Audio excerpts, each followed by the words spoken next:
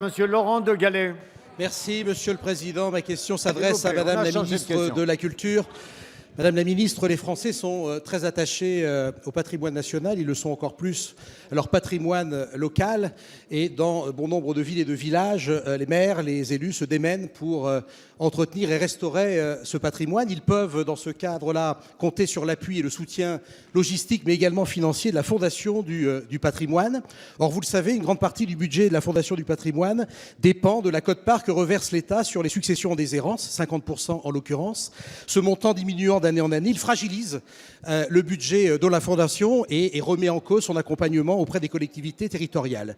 Quid, dans ce cas, des centaines de projets en cours? Quid de l'impact sur l'attractivité de nos territoires? Et quid, enfin, sur l'impact économique et notamment les emplois, l'insertion professionnelle, la formation professionnelle, l'insertion, mais également le savoir-faire de nos artisans qui valorisent les fontaines, les chapelles ou autres églises sur notre territoire. De plus, un certain nombre déjà de ce patrimoine non protégé aujourd'hui n'est pas entretenu et a disparu, ça porterait un coût nouveau, difficile et constituerait forcément un appauvrissement culturel pour notre pays.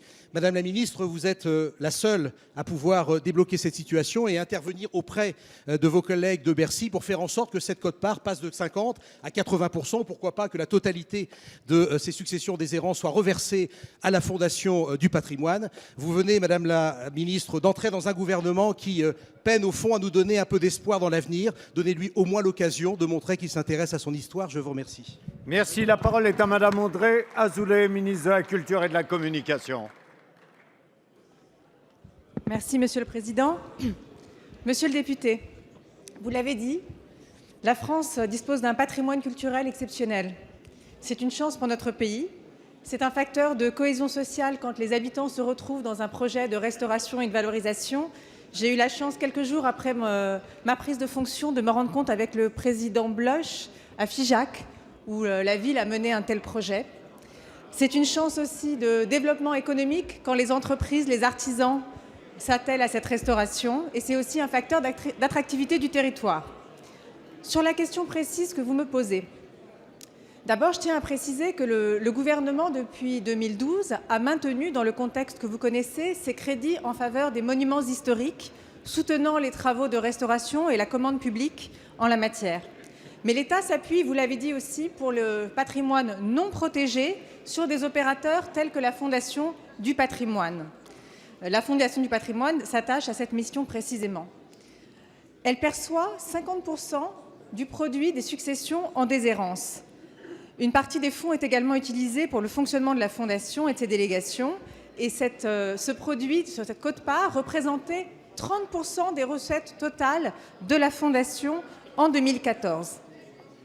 Alors, vous m'alertez sur une situation qui avait déjà été exposée par Charles de Croisset, le président de cette Fondation que j'avais reçu, et qui nous a fait part de cette baisse du produit. Nous avons mené une concertation, je tiens à vous le préciser, vous en serez content, avec Bercy. Et sous l'arbitrage et l'égide du Premier ministre, le produit de cette quote-part va être élevé à 75% afin de remonter les recettes de la Fondation.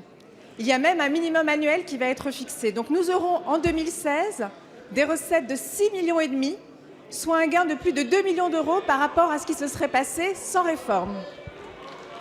Merci, Madame la Ministre. La parole est à